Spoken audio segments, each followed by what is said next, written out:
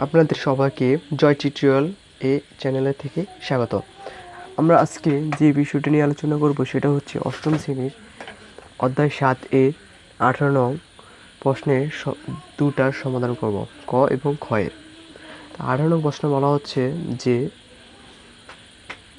নিচের সেট দুটি উপসেট ও উপসেটের সংখ্যা নির্ণয় করো। ঠিক আছে, তাহলে এখন যদি আমরা ক নম্বরটা যদি আমরা উত্তর করি তাহলে লিখব দেওয়া আছে সি ইকুয়াল এম এন। আচ্ছা, সি সেটের উপসেট সংখ্যা নির্ণয় করতে হবে এবং কি উপসেট সংখ্যা এবং উপসেট সংখ্যা কত সেটা দেখাতে হবে নাকি, উপসেট এবং উপসেট সংখ্যা বের করে দেখাতে হবে। তাহলে দেখো, উপসেট সংখ্যা যদি আমরা বের করতে হয় তাহলে এম আছে এন আছে, তো এমকে পৃথক করে নাও, এনকে পৃথক করে নাও, তারপর টোটালটা উঠিয়ে দাও এম এন। লাস্টে যেহেতু উপসেট বলছে তাহলে লাস্টে কি দিবা, ফাঁকা সেট দিবা, শেষ হয়ে গেল, উপসেট নির্ণয় হয়ে গেল, সি এর উপসেট নির্ণয় হয়ে গেল। সি এর উপসেট কি এম এন ফাঁকা সেট নাকি। তাহলে কয়টা উপসেট সংখ্যা, একটা দুটা তিনটা চারটা, তাই আমরা লিখব সুতরাং সি এর উপসেট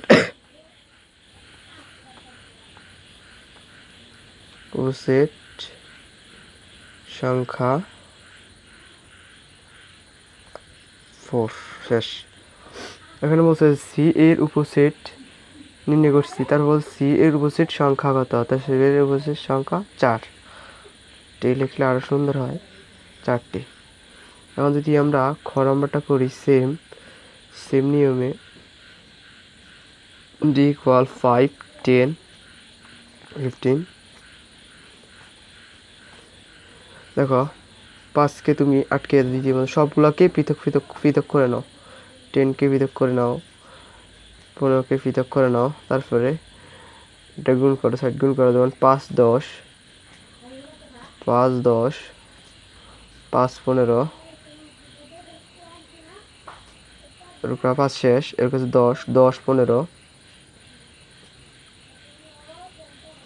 টোটালটা উঠিয়ে দাও 5 10 15, লাস্টে কী দিতে হবে, ফাঁকা সেট। তাহলে ডি এর উপসেটগুলো নির্ণয় করছি, কী কী পাইছি, 5 10 15 5 10 5 15 10 15 5 10 15 ফাঁকা সেট। কয়টা উপসেট সংখ্যা কয়টা পেলাম, একটা দুটা তিনটা চারটা পাঁচটা ছয়টা সাতটা আটটা। তো লিখুন সুতরাং ডি এর উপসেট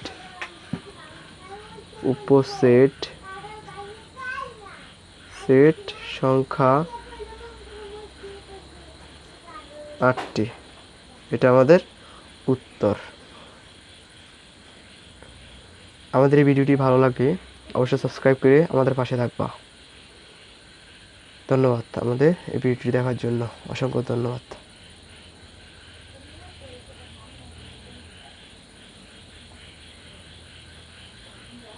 আমাদের চ্যানেলের নাম জয় টিউটোরিয়াল।